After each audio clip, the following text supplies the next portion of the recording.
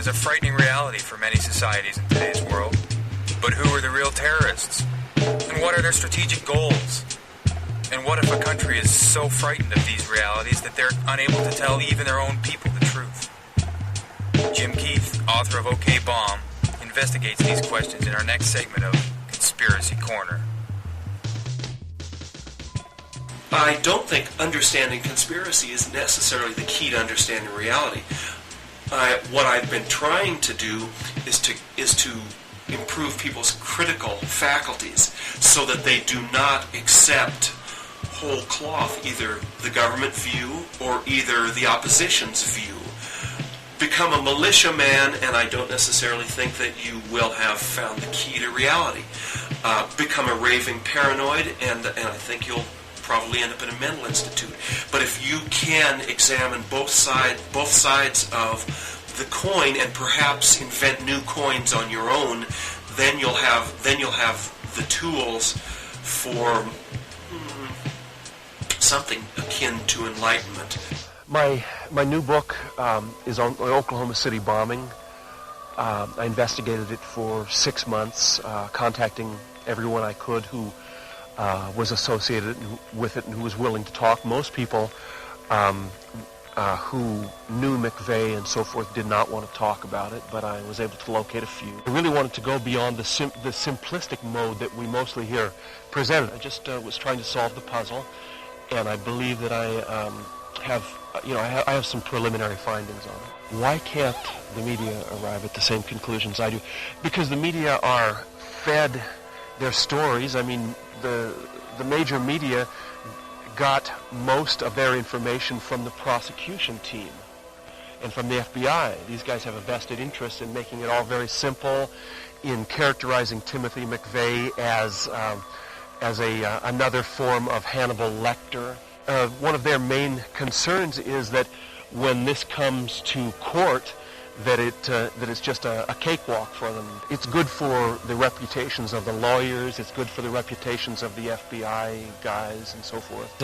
I think the public perception, by and large, is that these right-wing militia guys wanted to do a payback on the government and did so. On the other hand, like I said, you get a significant percentage of the populace saying it's obvious the government did it. It was in their best interest to demonize the militia. God, it's just funny because I mean it's so obvious. But at the same time, that is kind of the media image is that this is a right-wing militia activity. And that the government has stepped in to quell these evil activities, and that the FBI and the BATF need increased powers so as to protect us, to protect our interests even more. But in fact, that really wasn't the story that presented itself to me. What I found is that there were a number of factions who were apparently involved, and they included the right wing. They included Islamic forces, and they also included military intelligence forces. You see these personnel popping up throughout the Oklahoma story. You see military men being involved, and so the story becomes a little less black and white. It's not just these crazed constitutionalists trying to overthrow the government. I think the truth of Oklahoma is a little more sophisticated than they want us to know. It was a strike. Did they have a warning sign? I mean, did they think it might be a bad day to go in the office? They had an option to not go to work that day, and my kids didn't get that option. Nobody else in the building got that option. And we're just asking questions. We're not making accusations. We just want to know, and they're telling us, keep your mouth shut, don't talk about it. Or is there an agenda that governs mainstream media, which is there are certain things which we will not talk about because of our affiliations to certain economic interests in this planet? What I am told, and I cannot substantiate this beyond a researcher whose work I respect said this to me, is that there's a CIA consultant for every major newspaper in the country. And that would seem perfectly logical. For instance, researching the Oklahoma City bombing, I noticed how many red tabs and how many important bits of information were suppressed, were not covered.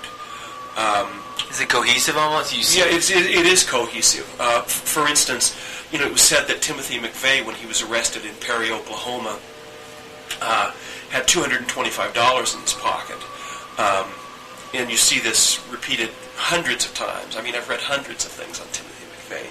The fact is he had $2,000 in his pocket, and that was only reported once by the New York Times. What's the significance of that?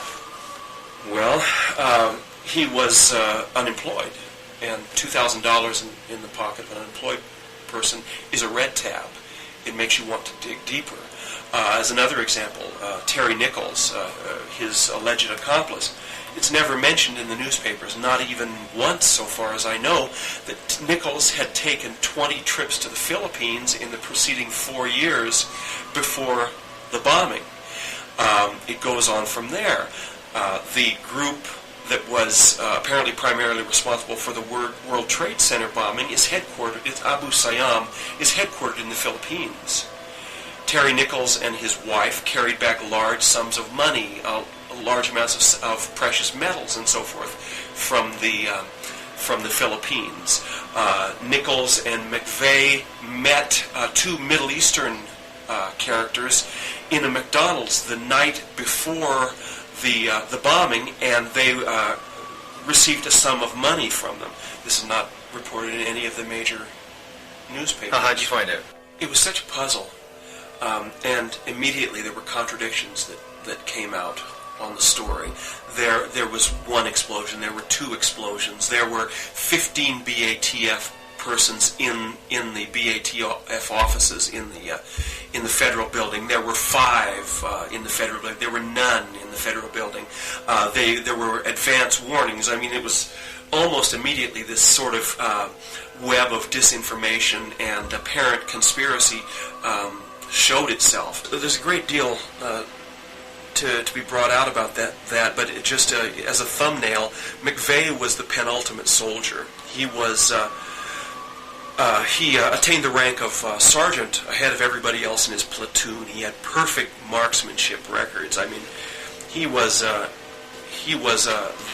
perfect army man, and then he suddenly became disgruntled and wanted out of the military. What I think happened, what I've always thought happened, is that McVeigh did not ever leave the army, that he was recruited into a somewhat more stealthy compartment. Secret team. Yeah, he went secret team, and I had written an entire chapter substantiating that. I found out that his sister Jennifer McVeigh read a letter from Timothy stating that he had become a member of a secret illegal special forces group in the United States. And so that's one of those, warm fuzzy moments you get as a researcher.